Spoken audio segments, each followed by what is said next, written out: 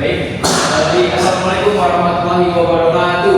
Waalaikumsalam warahmatullahi wabarakatuh. Baik, selamat siang semuanya. Siang. Gimana kabarnya hari ini? Sehat. Sehat. Alhamdulillah. Tapi ini kelihatannya kayak lemas gitu. Apa karena sudah siang gitu ya? Jadi lemas gitu. Ngantuk ya. Dan memang cobaannya gitu. Kalau di siang hari gitu. Bapak juga dulu di situ waktu masih sekolah. Memang jam-jam ini jam berapa? Tapi kalian harus tetap semangat, nggak boleh lemas gitu. Karena gimana ya? Menuntut ilmu ini mahal teman. Ya kan? Kalian di sini kan bayar gitu kan. Jadi gratis. Hebat. Nah, jadi kalian di sini harus tetap semangat, harus tetap semangat dalam ilmunya gitu kan. Karena ingat orang tua kalian di rumah baca duit untuk kalian gitu. Masa kalau kalian malas malas kan nggak bagus juga. Oke. Nah, oh iya, sebelum kita masuk ke materi kali ini, Bapak coba absen dulu ya sambil.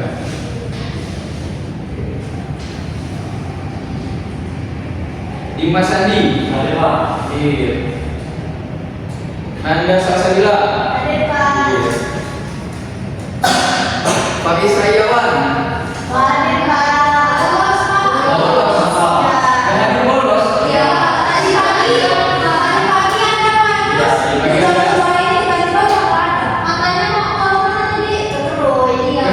Bolos itu terus. Iya. Jangan diikutin ya, kira-kira nggak baik ya. Kalian harus rajin belajarnya.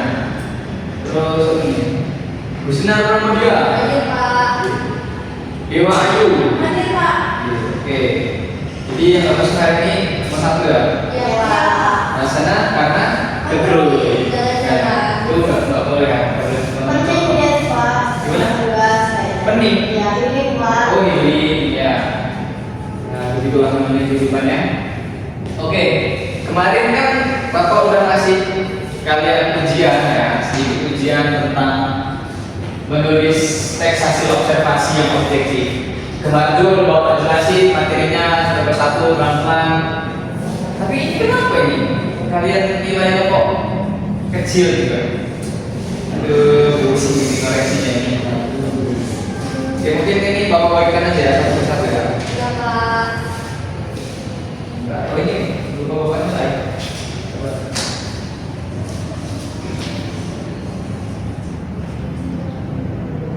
Oke. Nah, ini punya Dimas. Ini punya Dewayu. Ini punya Anda. Ini punya Gustina. Oke, bisa dilihat teman-teman hasilnya gimana? Sudah. Ya, ada beberapa mungkin dari teman-teman yang dapat nilai yang kurang maksimal gitu.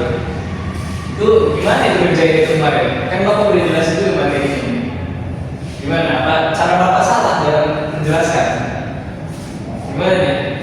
Oke, mungkin kalau teman-teman masih ada nilai kecil, kita ulang lagi ya materinya ya supaya teman-teman semua lebih paham lagi. Jadi yang pertama itu judulnya menulis teks hasil observasi yang objektif. Betul? Nah, ini kan udah disebutkan ya, teman-teman juga pasti udah tahu karena kita udah bahas ini materi minggu lalu tentang teks hasil observasi. Ini pengertiannya teman-teman juga pada tahu. Terus, nah ciri-cirinya kemarin itu di jawaban kalian itu kurang mungkin di bagian penyampaiannya kurang sistematis gitu dalam penulisannya gitu. Kan Bapak juga udah kasih strukturnya, udah kasih ciri-cirinya, kasih tipsnya gitu. Nah, terus ini udah ya ciri-cirinya. Yang pertama ada bersifat faktual dan objektif, yang kedua informasi yang disampaikan secara sistematis, yang ketiga tidak memuat opini pribadi, yang keempat menggunakan bahasa yang jelas, mudah dan formal. Nah nomor 4 juga ini banyak yang menjadi kendala untuk teman-teman semua. Jadi perlu dipelajari lagi gitu. Dikuatkan lagi pemahaman tentang ciri-ciri dari teks hasil observasi. Nah, juga kan ada struktur strukturnya ya. Di teks hasil observasi ini ada 3 struktur. Yang pertama apa? Bisa dilihat?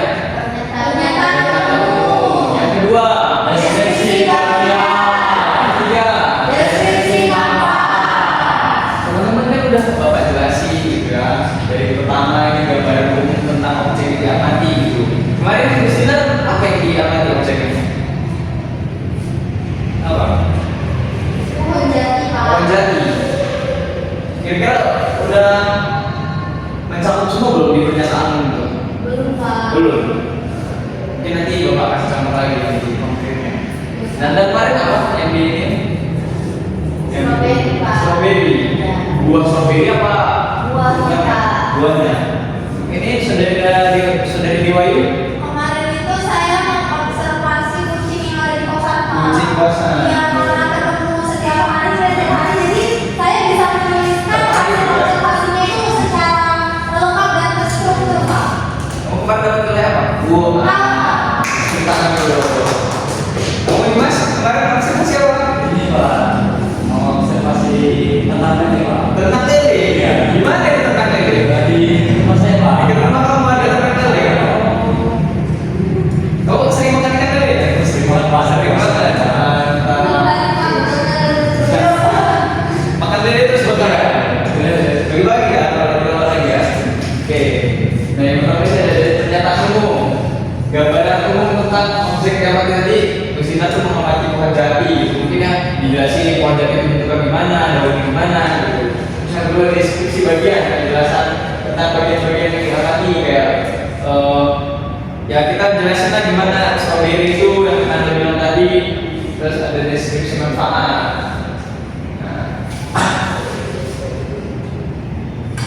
Nih, ini yang perlu teman-teman pahami dan diingat.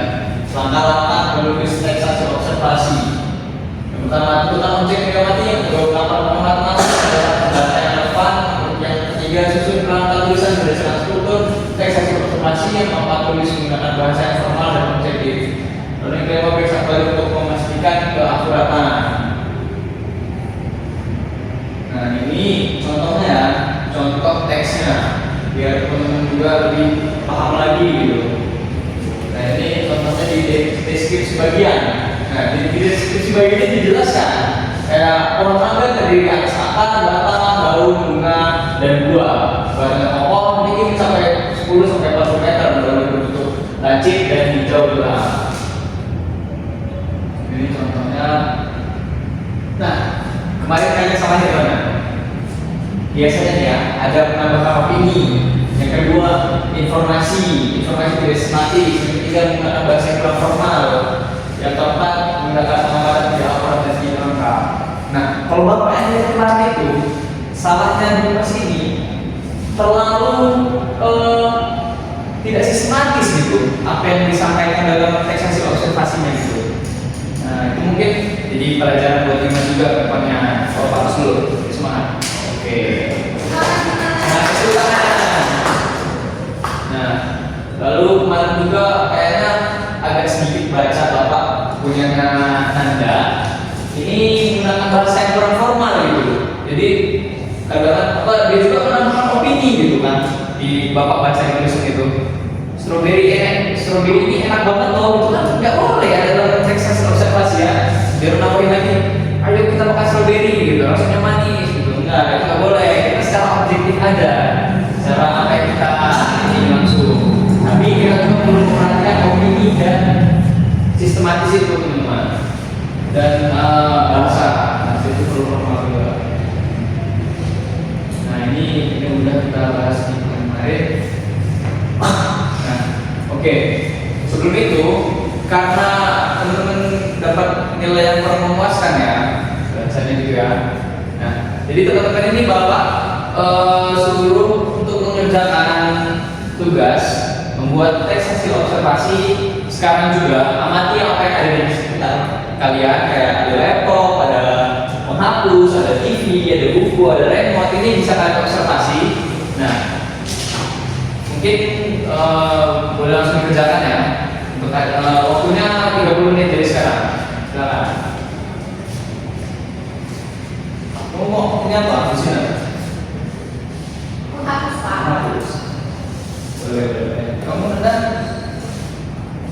laptop. Ini Dewa yuk. Akses Pak. Asik. Ini Dimas apa? Ada soal. Apa tulis? Oke, boleh boleh. Pokoknya apa yang ada di sekitar kalian ya. Ini kalian mati.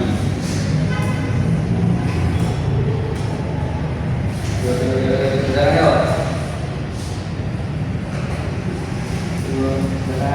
Terus. Itu dia apa tadi? Laptop Pak. Kamu punya laptop di rumah? Punya Pak.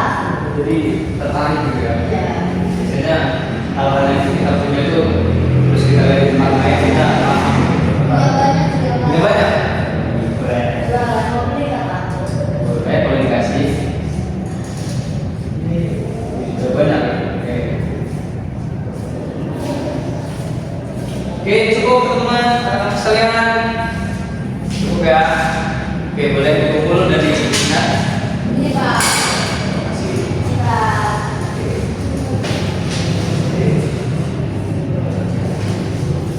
Bapak saya sebentar ya. Ya Pak. Tentang bagaimana kalian menulis. Mereka kalian sudah memantui ini semua belum tadi? Menulisnya. Sejauh ini sih sudah Pak. Oke, sejauh ini sudah ya. Insya Allah Pak. Bapak koreksi ya. Ya Pak.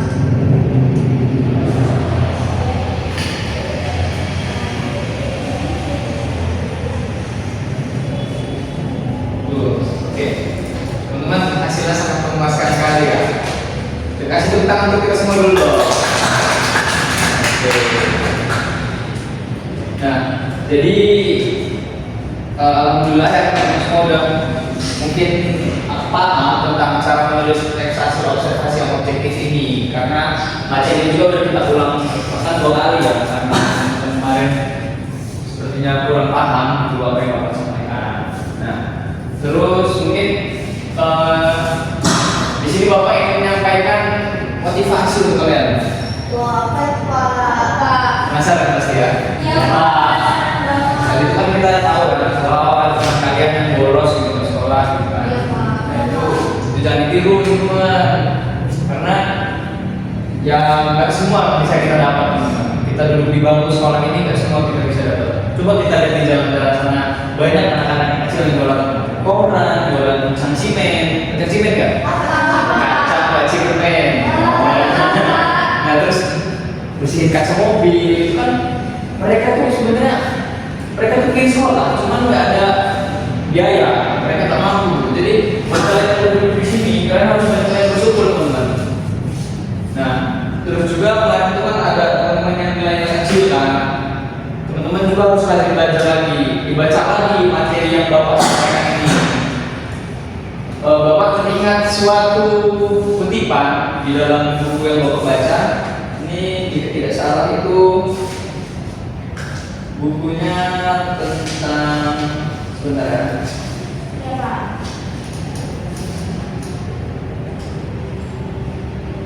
Wah, bapak pokoknya ada lah bukunya. Cuman bapak lupa apa yang bapak baca waktu itu. Itu berisi kutipan dari penulisnya.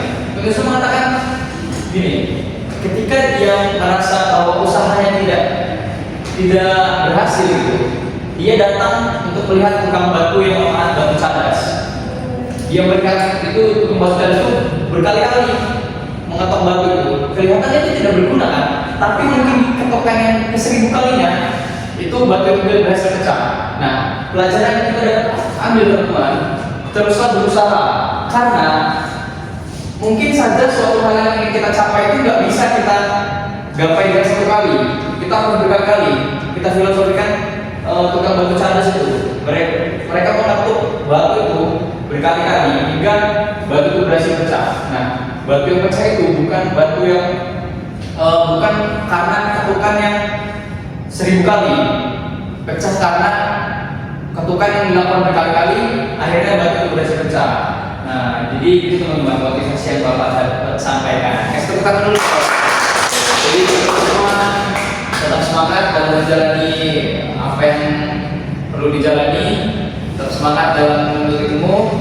Mungkin itu saja yang dapat bapak sampaikan. Semoga materi hari ini bermanfaat. Terima kasih semuanya. Wassalamualaikum warahmatullahi wabarakatuh. Waalaikumsalam.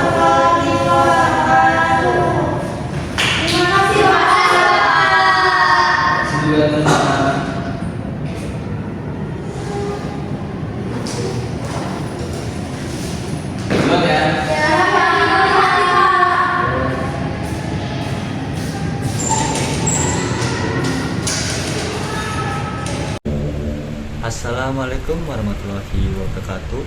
Izin memperkenalkan diri, nama saya Dimas Andi Ramadan dengan nomor MPM 2213041041. Di sini saya selaku observer lisan untuk saudara Agus yang sudah mempraktikkan keterampilan dasar memberi penguatan. Jadi saudara Agus ini sudah melakukan keterampilan penguatan ini dengan sangat baik ya. Dia sudah memberikan penguatan itu dengan ekspresi baik secara verbal yaitu ucapan maupun yang secara gerakan tubuh gitu.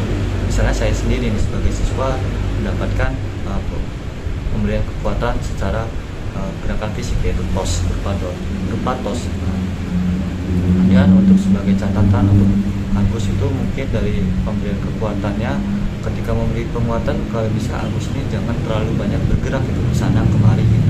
Jadi gerakannya itu sedikit dikondisikan itu agar tidak terlalu banyak gerakan-gerakan yang dapat ya berlebihan gitu.